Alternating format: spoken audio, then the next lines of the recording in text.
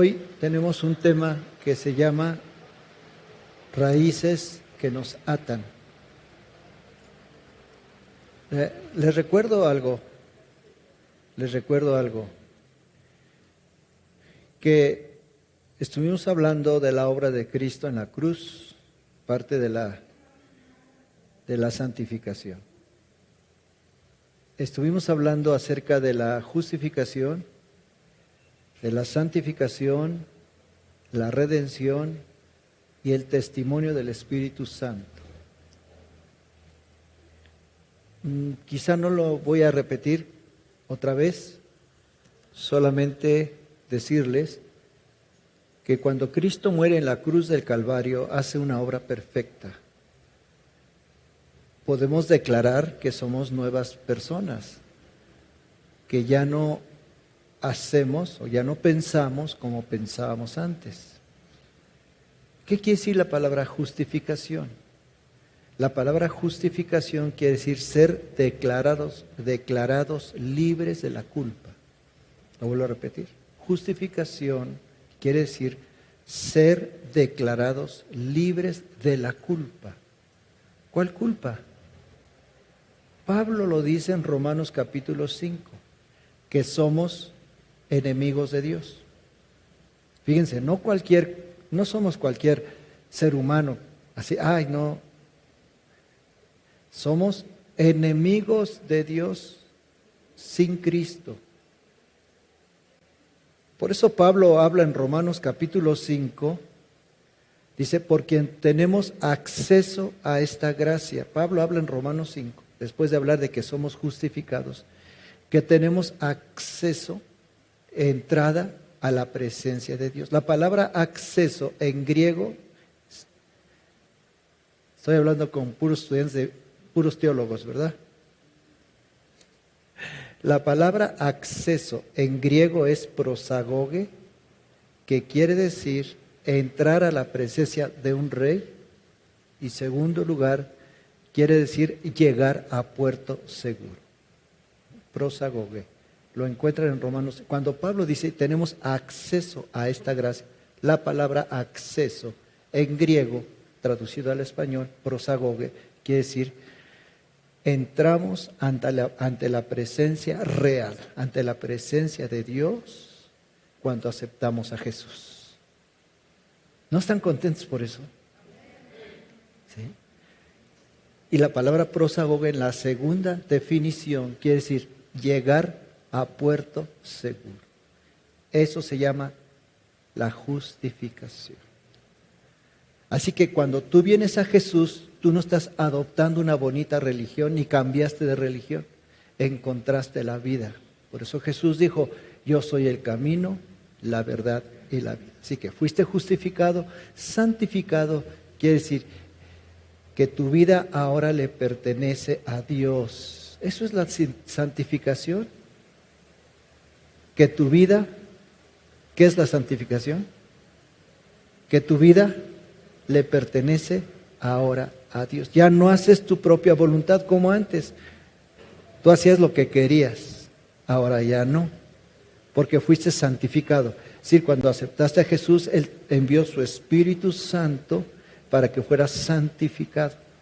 Pero otra obra que Dios hace en la cruz, que Jesús hizo en la cruz del Calvario por ti y por mí, es la redención. Fuiste comprado porque eras esclavo. ¿Esclavo de qué? De nuestras propias ideas, de nuestras propias apetencias, de nuestras propias necesidades. Fuimos liberados de nuestra propia forma de vida. Redención. Fuiste comprado para ser libre. Qué increíble, ¿no es cierto? Para ya no hacer lo que el pecado te empujaba a hacer, lo que la maldad te empujaba a hacer. Eso es redención. Pero también les hablé hace 8 días acerca de el testimonio del Espíritu Santo. ¿Qué quiere decir el testimonio del Espíritu Santo? Quiere decir que fuiste adoptado a la familia de Dios. Somos hijos de Dios. Porque los únicos que son hijos de Dios son los judíos, el pueblo judío. El pueblo de Dios Son los únicos que son. Bueno, ya no. Nosotros también. Dios sigue reconociendo al pueblo de Israel como su pueblo. Le llama hijo de Dios. Cuando un niño es circuncidado o nace de una madre judía, en ese momento es considerado judío, pero se tiene que circuncidar de acuerdo a lo que el Señor le dijo a Abraham que hiciera, que este era el pacto que iba a hacer con ese pueblo, que todo el niño que fuera circuncidado iba a ser considerado hijo de Dios.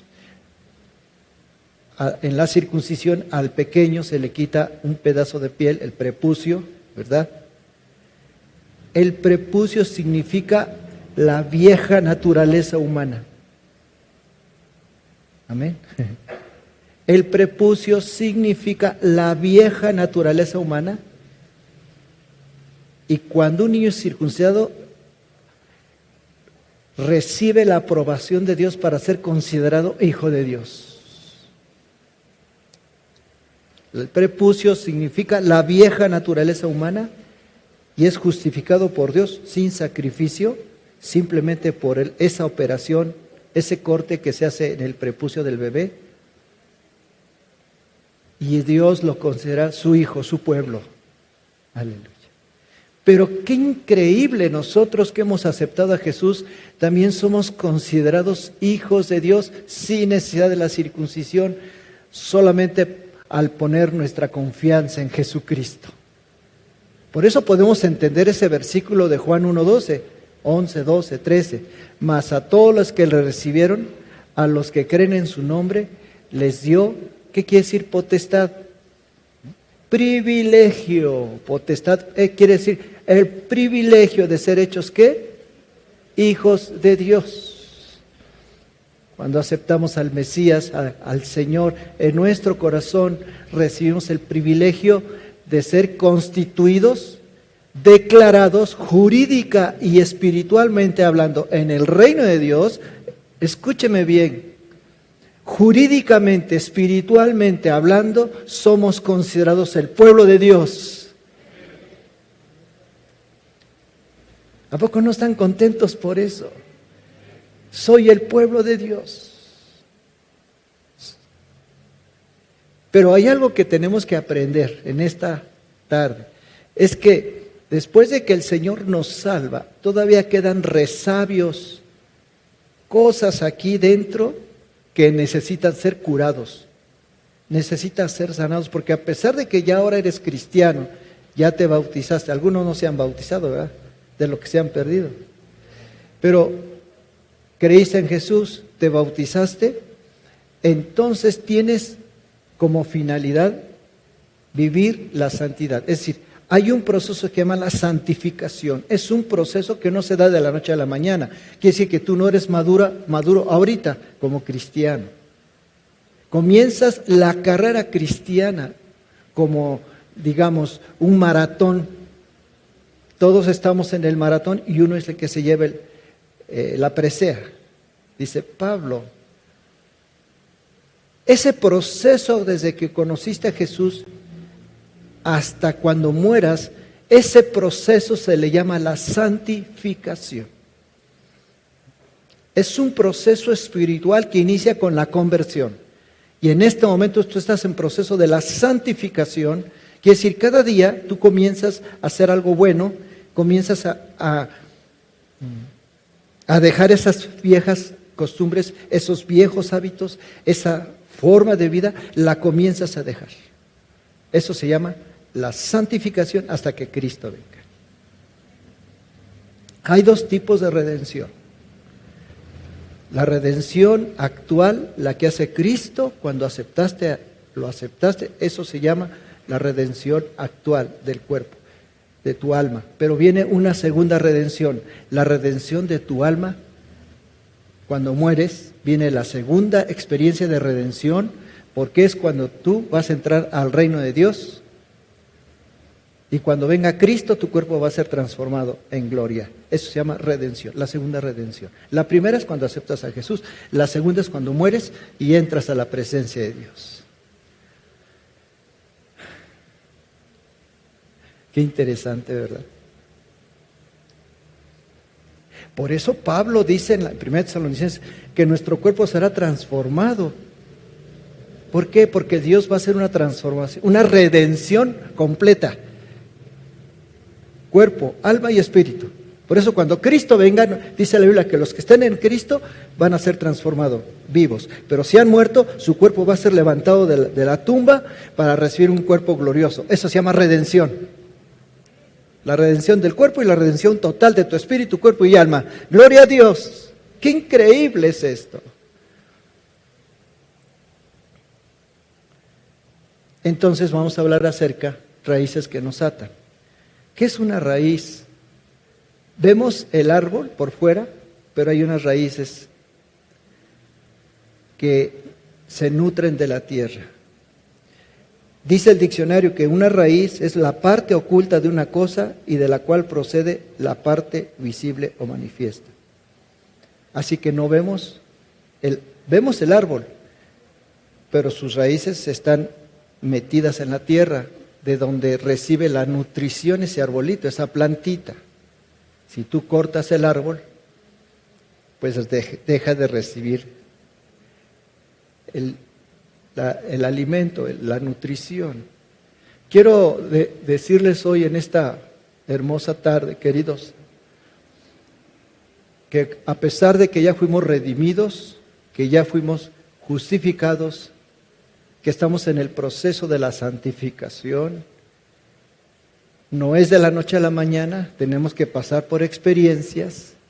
Acuérdense lo que les dije hace 8 días, que la vida espiritual se compara al templo de Salomón.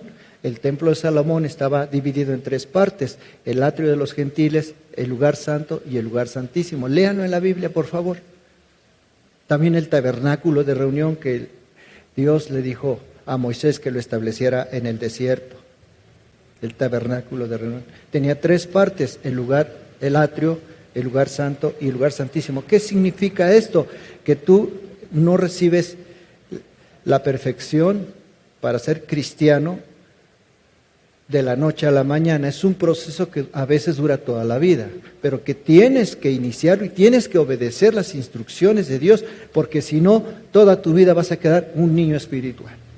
Hay personas que siempre siguen siendo niños espirituales toda su vida. Es decir, el atrio significa la niñez cuando aceptas a Jesús. El lugar santo significa la juventud, cuando comienzas a crecer en la vida espiritual. Y el lugar santísimo significa la madurez, cuando ya eres papá, cuando ya puedes casarte y tener hijos. Eso es la madurez. Pero hay quienes toda su vida tienen 15 años en la iglesia, 10, 20 años y siguen siendo niños espirituales porque nunca han querido obedecer a Dios ni las instrucciones que están escritas en su palabra. Quiero hacerte una pregunta. ¿Tú eres un niño o ya creciste? Porque a los niños se les tiene que seguir dando leche para que entiendan y les explique, vuelve a decir, y ellos comienzan, ¿saben qué? Comienzan a justificar su conducta y su forma de ser, no obedeciendo lo que dice la palabra. La justifican, ¿verdad? Si tú justificas tu conducta, no obedeces lo que dice la palabra, eres un niño toda tu vida.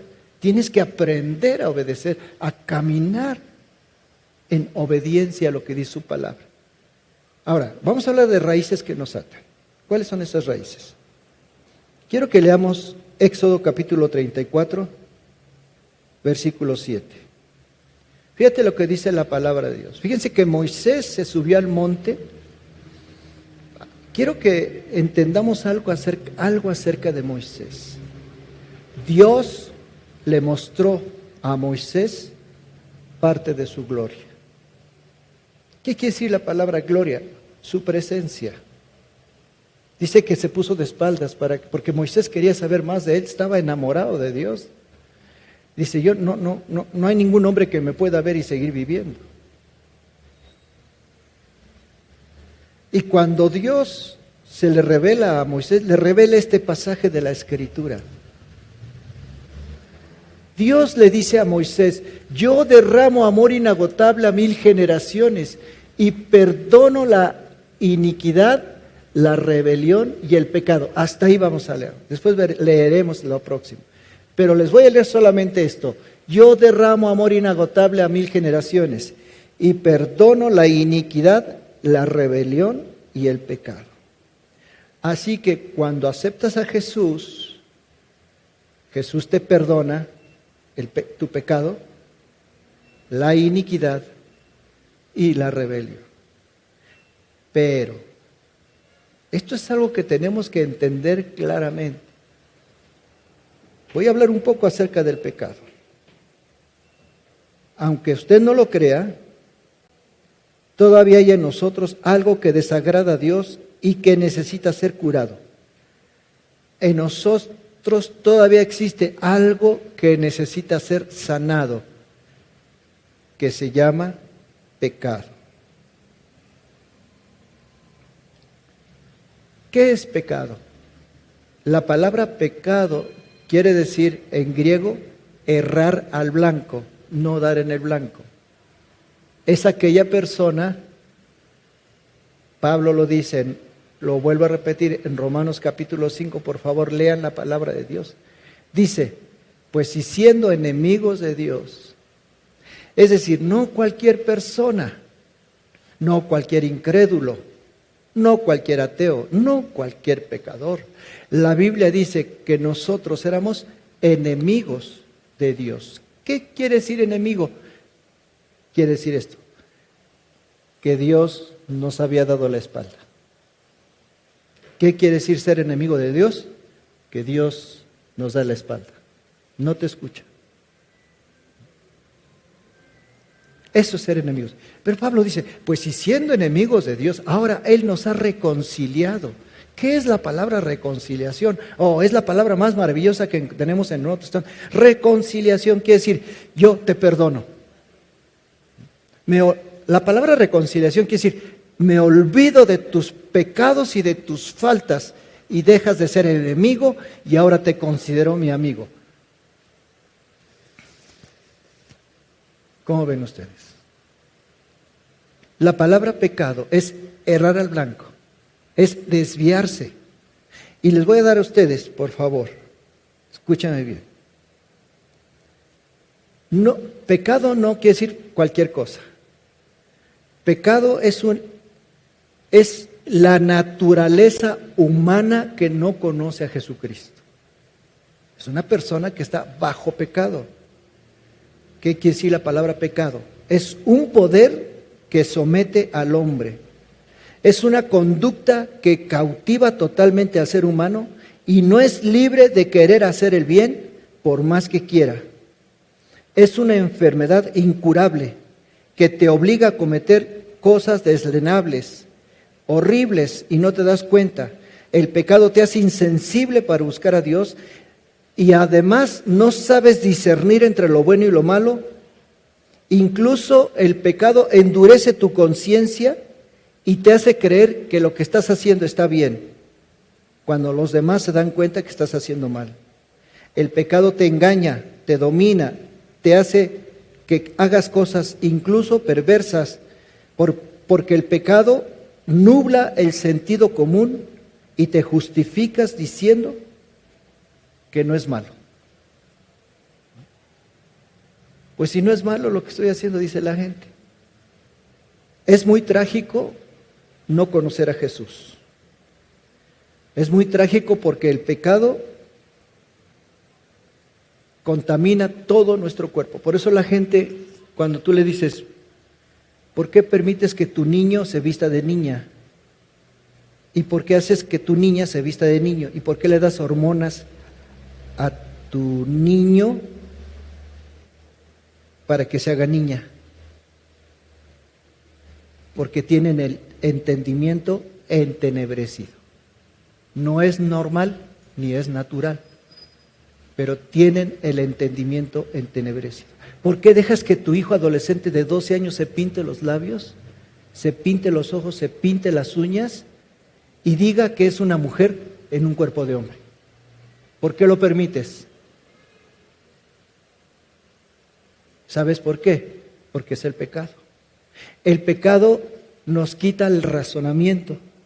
Dejamos de ser seres racionales y nos convertimos en personas irracionales.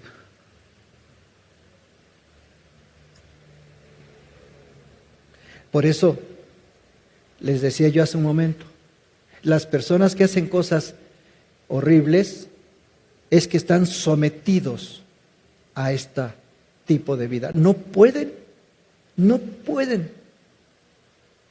Y por más que uno les aconseje y les dice, no pueden quitarse esa idea, están sometidos, son esclavos. Alguien les lavó el cerebro.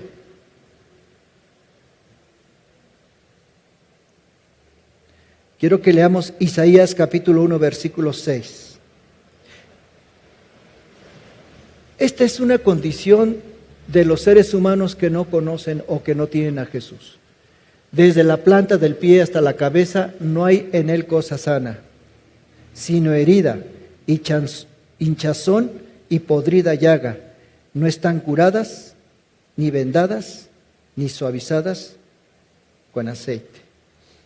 El pecado se considera o se asemeja mucho a la lepra. La lepra en el tiempo de Jesús era una enfermedad incurable. Hasta que vinieron los antibióticos, las sulfas, cuando se comenzaron a descubrir la penicilina, entonces se aplicaron y comenzaron a ser sanados los leprosos. Pero antes no había cura para el pecado. La palabra lepra en hebreo es zaharat, que quiere decir maldición. Una persona que está en pecado está bajo maldición. Por eso la Biblia dice muchas veces, Cristo en Gálatas, Pablo escribe a los Gálatas y les dice, Cristo nos liberó de la maldición de la ley, hecho por nosotros maldición. Pues escrito está, maldito todo aquel que es colgado de un madero. Es decir, Él se hizo maldición por nosotros para que fuéramos libres de la maldición. La maldición no solamente eterna del fuego eterno, sino también de nosotros mismos, de nuestra forma de ser y de nuestra forma de pensar. Por eso Pablo dice en Romanos capítulo 8, versículo 1, dice, Romanos 8:1, dice, ahora pues, ya deberíamos saberlos de memoria, ¿no es cierto? ¿Cómo dice Romanos 8:1? Ahora pues, ninguna condenación hay para los que están en Cristo Jesús. Si usted lee la Reina Valera, tiene una interpolación de parte de cuando se hizo los documentos del Nuevo Testamento, hay una interpolación ahí. Pero el griego dice, ahora pues, ninguna condenación hay para los que están en Cristo Jesús. Y la Reina Valera le añadió, los que no andan conforme a la carne, sino conforme al Espíritu. Pero bueno, no, el original griego no está así. Pero la Reina Valera, Gloria, es mi palabra, es mi Biblia. No hay problema. Pero lo que está diciendo Dios en este pasaje es que fuiste hecho libre de la condenación. Entonces, las personas que no conocen a Jesús están enfermas. Desde la planta del pie hasta la cabeza no hay en él cosa sana, sino herida, hinchazón y podrida llaga. No están curadas, ni vendadas, ni suavizadas con aceite. Por lo tanto, tú tienes que decirle a la gente que necesita a Jesús. ¿Se lo has dicho? Porque es trágico vivir una vida sin el Señor. Es trágico. Es una vida miserable. Y nosotros no les decimos a las personas que conozcan a Jesús, que necesitan tener un encuentro con Dios. Isaías capítulo 1, versículo 18 dice, vengan ahora, vamos a resolver este asunto, dice el Señor. Aunque sus pecados sean como la escarlata, yo los haré tan blancos como la nieve. Aunque sean rojos como el carmesí, yo los haré tan blancos como la blanca lana. Oh, qué increíble. Esto se llama la justificación, la redención. Eso es lo que hace Jesús. Nos hace amigos de Dios. Por eso Jesús se lo dijo a sus discípulos, ya no les llamaré siervos. ¿Lo han leído en Juan? Cuando Jesús habla con sus discípulos, dice, ya no les llamaré. La palabra siervo en griego es doulos. No solamente se traduce como siervo, pero también se traduce como esclavos. Ya no les llamaré esclavos, sino les llamaré amigos, filo. Filo, amigos. ¿Qué quiere decir filón? Traducido al español, mis queridos amigos, eso quiere decir. Así que, ¿qué eres tú del Señor? ¿Qué eres del Señor? Un querido amigo. ¡Qué increíble! Bueno, entonces estamos hablando acerca de la iniquidad. Dios le revela a Moisés que perdona la iniquidad, la rebelión y el pecado. Quiero hablar un poco acerca de la iniquidad. ¿Qué es la iniquidad? Yo platicando con un maestro rabino, le decía, oye, ¿qué quiere decir la palabra iniquidad? Y él me dijo, es el pecado generacional. O sea, entonces, cuando dice aquí iniquidad, rebelión y pecado, bueno, es que el pecado trae como pecado, todo es pecado, pero la consecuencia del pecado es la iniquidad y la rebelión. ¿Pero qué es la iniquidad? El pecado generacional que se transmite de una generación a otra. ¿Tú ya aceptaste a Cristo? ¿Ya fuiste justificado? Estás en el proceso de la santificación, pero todavía existen en ti raíces que te atan. Y a veces dices, bueno, ¿y por qué digo mentiras? ¿Por qué engaño? ¿Por qué hay ese problema de del adulterio, pero fuertemente? Entonces, iniquidad es la herencia de maldición que viene de nuestros padres o abuelos. Quiero que leamos Éxodo capítulo 34, versículo 7. Lo tenemos aquí. Éxodo 34, 7. Pero no absuelvo al culpable, sino que extiendo los pecados de los padres sobre los hijos y sus nietos. Toda la familia se ve afectada hasta los hijos de la tercera y cuarta generación. Ya fuimos perdonados, pero todavía existe el pecado de iniquidad, que es el pecado que la predisposición a cometer cosas malas o inmorales que viene de nuestras generaciones pasadas. Así como tú heredas pues, rasgos físicos de tus padres, así como tú heredas la predisposición a algunas enfermedades, nos dicen los médicos, por ejemplo la diabetes, si tuviste padres con esta enfermedad, tienes la predisposición. Si tus padres fueron miopes, miopía alta, o queratocono, o cualquier otro problema de los ojos, tú naces con la predisposición también de ser miope. Ya tienes la predisposición. Es algo que viene en tu escalera genética, ácido desoxirribonucleico, en la escalera genética. Ahí está, desafortunadamente. Pues así, en la escalera genética, ADN, ácido desoxirribonucleico, se encuentra el pecado de iniquidad. Cuando yo era recién convertido, mi vida cambió. Después, en un congreso carismático, hablé en otras lenguas. Gloria a Dios. El bautismo fui bautizado con el Espíritu Santo. Estudié en una escuela para ser pastor. Y sin embargo, yo engañaba, mentía, robaba y hacía todas esas cosas, siendo cristiano. Y tenía muchas heridas en mi corazón. Yo luchaba, digo, ¿por qué tengo esto? ¿Te das cuenta que a veces yo reflexionaba y decía, pero ¿por qué me pasa esto? Si yo soy cristiano, yo hablo en lenguas, lloro por los enfermos y sanan. Y todavía tengo esta lucha, el adulterio, por ejemplo. Mi padre fue adúltero, mis abuelos y mis abuelas fueron adúlteras. Y tenía tendencia a tomar otra vez. Yo dejé de tomar cuando acepté a Cristo. Dejé el tomar, pero después me venía la tentación. Y yo decía, uno no es ninguno. Dos hacen uno.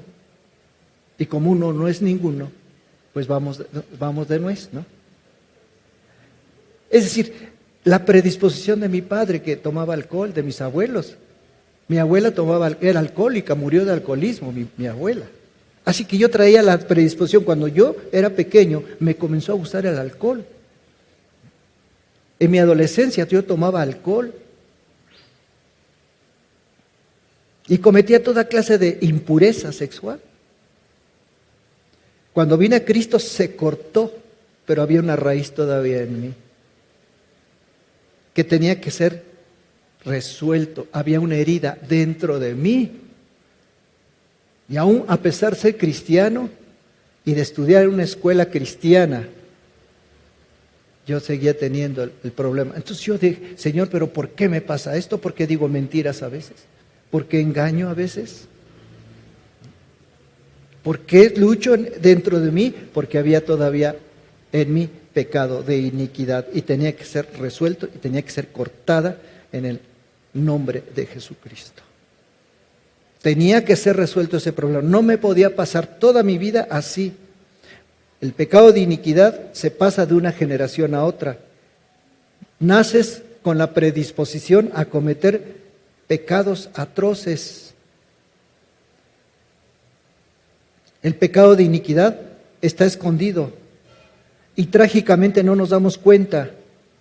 Y estamos tan acostumbrados a esa forma de vida que hasta nos llega a gustar. Sin embargo, el Espíritu Santo que está dentro de nosotros se contrista y entonces te sientes mal. Y entonces comienza a decir, ¿por qué hice esto o aquello? Pero a veces ni siquiera lo escondemos. Las personas dicen, dice que es cristiano y mira cómo se porta. ¿Han escuchado eso? ¿Han escuchado eso? Dice que es cristiana y mira cómo se porta. Es bien envidiosa.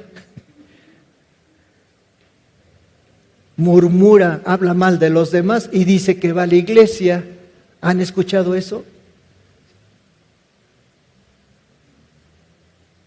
¿Por qué? Porque todavía hay en nosotros pecado de iniquidad. ¿Cuál será el remedio? ¿Cuál será el remedio? Yo quiero que leamos el Salmo 32, versículo 3. Aquí un hombre en el Antiguo Testamento llamado David. La palabra David quiere decir amado de Dios, ustedes lo saben, amado de Dios. Todas las mañanas se levantaba muy de madrugada con su lira, con su guitarra, y le decía al Señor, Señor, ahora tengo este canto para ti. De ahí nació el libro de los Salmos. El 70% de los Salmos fueron escritos por David y otros restantes por el coro de Asaf y de Coré, 2 por el rey Salomón y otros autores, ¿no? Pero el 70% de los salmos fueron escritos por David, porque era de acuerdo al corazón de Dios. Entonces todos los días se ponía a alabar al Señor. Era un hombre que llamaba la atención de Dios y Dios le dio muchas prerrogativas. Lo hizo rey de Israel con mucha riqueza, incluso hasta tenía su harem, mujeres. Por las concertaciones políticas que hacía con las naciones que vivían, tenía que hacer de alguna manera, tenía que casarse con ellas. No, a lo mejor era mormón, ¿verdad? Pero bueno. Entonces, tenía que hacer concertaciones, acuerdos con las naciones para que no hubiera guerra contra el pueblo de Israel. Entonces, se casaba con las princesas de esas naciones y formó su harem, ¿no? Dice la historia que no las tocaba, no sé, yo no sé. Pero teniendo hermosas mujeres y además tuvo como 3 esposas, sí lo saben, ¿no? Cristianamente hablando. Y dice la Biblia que un día, estando en su palacio de verano, sin hacer nada en la ociosidad, dejó de ir a la guerra porque él constantemente salía a la guerra, pero ese día no fue a la guerra. Y de lejos vio a una mujer hermosa que se estaba bañando. ¿A quién se le ocurre a una mujer bañarse a vista de público? ¿A qué mujer? Pero bueno. Así que esta mujer hermosa, porque era una mujer hermosa, Miss Universo, Miss Israel de aquel tiempo. Esposa de su general llamado Urías. Era amigo personal de David, se llevaban muy bien, era uno de sus generales, de sus amigos, de sus amistades, muy querido. Pasaba tiempo con David en su casa, en su palacio. Eran muy cercanos. Pero él conoció a su esposa y ¿qué creen lo que hizo?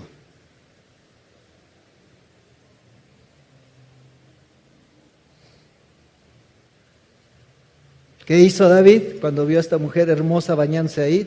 Porque no era cualquier mujer, no tenía cualquier cuerpo, era una mujer muy espectacular, hermosa. ¿Qué hizo David? Cruz, cruz, que se vaya el diablo y que venga Jesús. Ay, Señor, no quiero ver, no quiero ver, no quiero. No, no hizo eso David. No, olvídese, no. Ay, Señor, tú sabes que tan necesitado que estoy. Gracias por dar. ¿Sabes que hay hombres que se engañan, son engañados por el diablo, que tienen a su esposa, conocen a otra mujer y le dicen, lo descubren con otra mujer y dicen, ¿y saben cuál es lo que dice este cristiano? Dicen, es que el Señor me quiere dar otra oportunidad. ¿Cuál Señor? ¿A cuál Señor se refieren? Es que el Señor me quiere dar otra oportunidad. ¿A cuál Señor se refiere? Están engañados por el diablo. Es lo que pasó con David, fue engañado. Vio a aquella mujer y dice la Biblia que la tomó para sí, se la llevó a su casa y se hizo público. ¿Y saben que esto desagradó a Dios?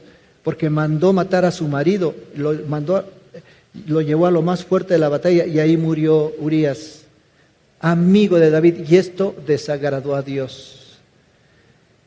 ¿Sabes qué pasó con ese pecado?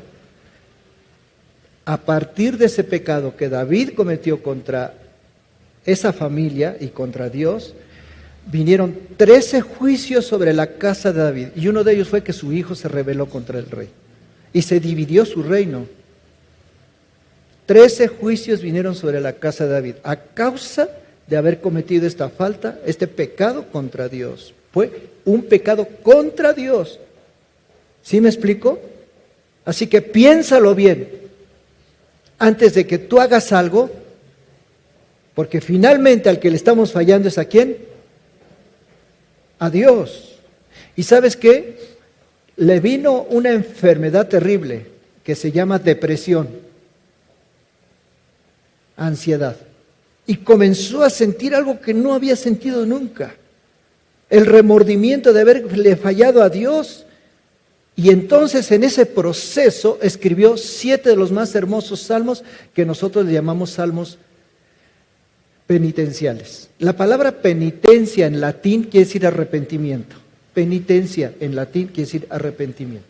Nosotros les llamamos penitenciales, porque son salmos que él escribió cuando peca contra Dios, que son los Salmos 6, Salmo 38, Salmo 51, Salmo 102, Salmo 130 y Salmo 143. Si tiene oportunidad de escribirlo por ahí. Bueno, está bien. Entonces, Salmo 6, Salmo 38, Salmo 51, Salmo 102, Salmo 130 y Salmo 143. Y este pecado de iniquidad lo llevó a cometer adulterio, porque lo traía de sus antepasados, lo traía en su sangre. Muchos de nosotros podemos traer en nuestra sangre el adulterio de nuestros antepasados. Y puede hacer que cometemos actos horrendos que van en contra de Dios. Y entonces escribió un salmo hermosísimo, el Salmo 32, versículo 3. 7 salmos penitenciales. Mientras me negué a confesar mi pecado, mi cuerpo se consumió y gemía todo el día. Finalmente le confesé todos mis pecados y ya no intenté ocultar mi culpa. Me dije, le confesaré mis rebeliones al Señor y tú me perdonaste. Toda mi culpa desapareció. Escribió este hermosísimo salmo de arrepentimiento, porque él se comenzó a arrepentir, porque su hijo murió. ¿Cómo se llamaba la esposa de Urías? Betsabé. La tomó y la embarazó y tuvo un hijo. ¿Cómo se llamó el hijo de Betsabé? Salomón. Porque Dios cambia las cosas para bien, finalmente. Ahora, quiero que leamos el Salmo 51. ¿Sabe usted? Quiero decirles algo. El Salmo 51 se llama miserere. En latín quiere decir misericordia. ¿Por qué? Porque es un salmo, no lo vamos a poner, está muy largo, pero quiero que lo lean en su casa. Salmo 51, por favor, apréndaselo. Es una bendición muy grande entender y conocer este salmo. Se los voy a leer. Ten misericordia de mí, oh Dios, debido a tu amor inagotable, a causa de tu gran compasión. Borra la mancha de mis pecados, lávame de la culpa hasta que quede limpio y purifícame de mis pecados, pues reconozco mis rebeliones, día y noche me persigue. Contra ti y solo contra ti he pecado y he hecho lo que es malo ante tus ojos. Quedará demostrado que tienes razón en lo que dices y que tu juicio contra mí es justo, pues soy pecador de nacimiento. Así es, desde el momento de mi nacimiento, dice aquí la palabra, desde el momento en que me concibió mi madre, soy pecador. ¿Qué debemos hacer si de pronto descubrimos que en nosotros todavía hay pecado de iniquidad? ¿Sabes qué? Tienes que renunciar a ese pecado, porque si no se va a pasar a tus hijos, y se va a pasar a tus nietos. Necesitas tomar una decisión el día de hoy y pedir perdón. Es más, deberías decirlo como dijo Nehemías: a nombre de mis antepasados me arrepiento. ¿Está claro? A nombre de mis antepasados me arrepiento, Señor, perdónanos, porque por ignorancia mis abuelos hicieron este pecado. Cometieron pecado de adulterio, o de embriaguez, o de droga, yo no sé, pero necesitamos tomar una decisión el día de hoy, en el nombre de Jesús. Miren el proceso que debemos de seguir para que el Señor perdone el pecado de iniquidad. Se los vamos a poner aquí. Este es el proceso que debemos de seguir para ser perdonados. Primero, no negarnos a confesarlo, reconocer que sí tenemos un problema y confesarlo a Dios. No decir, ay, es una pequeña debilidad que todavía tengo. No. Tenemos que reconocerlo. Yo quiero hacerte una pregunta. ¿Todavía hay envidia? ¿Todavía hay engaño? ¿Todavía hay mentira? Cuando te hablan por teléfono, dile que no estoy. Eso es mentira. Segundo, no intentes ocultar la culpa. Es decir, no te justifiques. Reconocer y confesar que somos culpables y tomar la decisión de ya no volver a hacerlo. Tercero, tomar la decisión de dejar a esa persona o esas personas que nos están induciendo a pecar. Es decir, no te juntes con personas que te pueden inducir a pecar. Si tú sabes que esa persona habla puras groserías, doble sentido, ¿sabes qué? Aléjate. No te asocies, no te juntes. Si tú sabes que esa persona es muy negativa,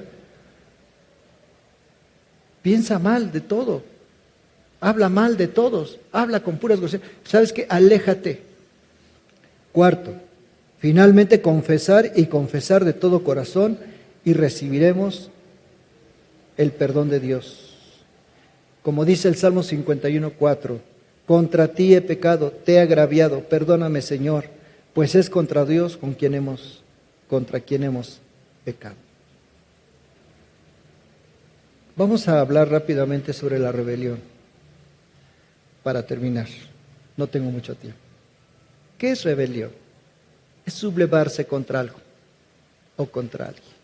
Cuando vemos en la calle que las mujeres feministas pintarrajean y hacen manifestaciones porque según ellas no es escuchada su voz, eso se llama rebelión. Cuando en la escuela te dicen que tu niño no puede entrar de cabello de colores y tú dices, ay, ¿por qué? Eso se llama rebelión. Cuando tienes hijos y tus hijos dicen, no llega, te dicen, tu mamá te dice, la entrada es a las 10 de la noche, o no sé a la hora que ustedes digan, ¿no? Y llega a las 12. ¿Cómo se llama eso? que aunque tengas 40 años y vives con los papás, tienes que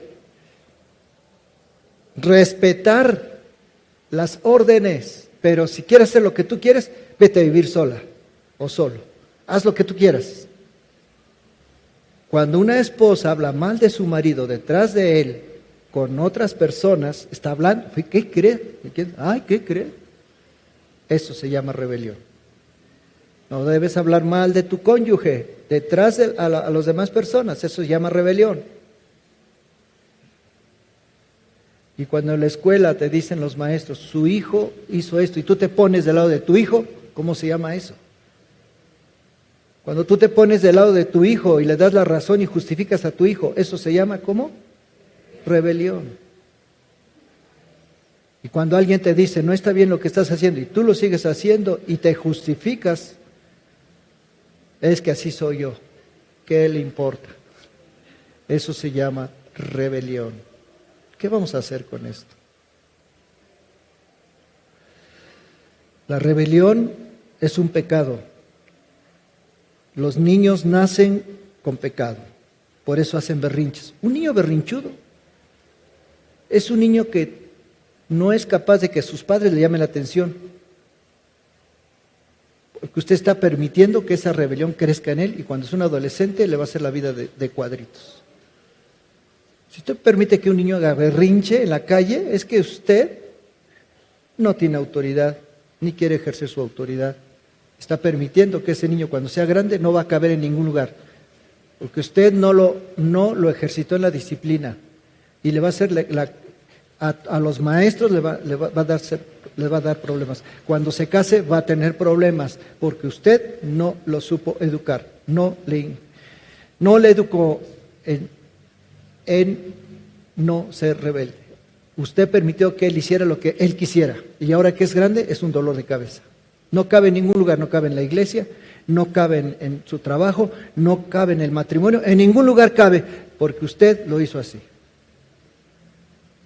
La rebelión es un pecado. Vamos a orar.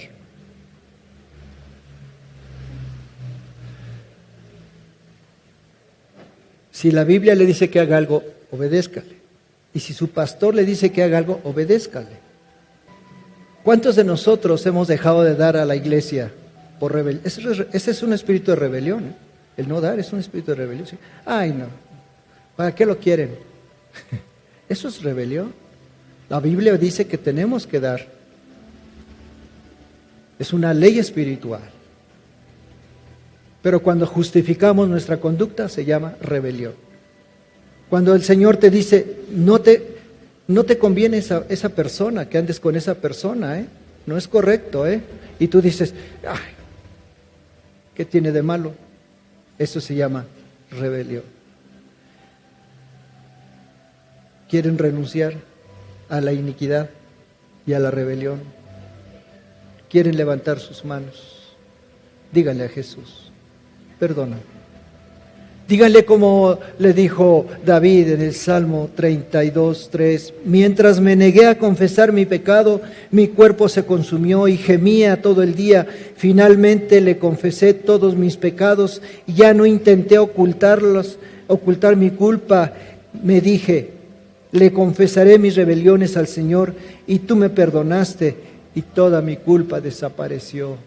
Dile al Señor, perdóname, porque en mí todavía existe esa rebelión. En mí todavía existe el criticar a los demás.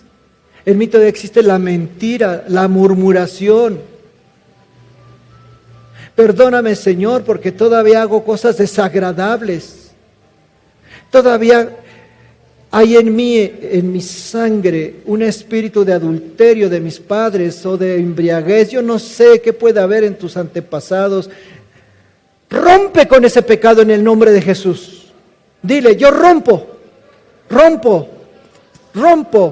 renuncio al pecado de iniquidad de mis antepasados.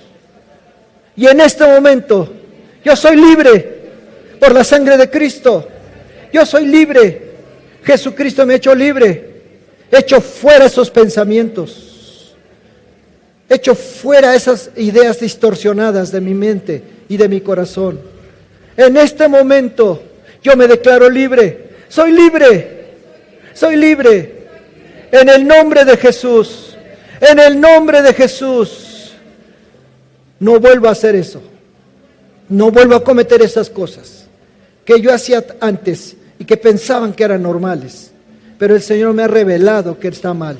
El Señor me ha revelado que no son correctas. Así que perdóname, Señor. Perdóname. Dile al Señor, perdóname. Perdóname. Dice la Biblia que el que confiesa sus pecados alcanzará misericordia.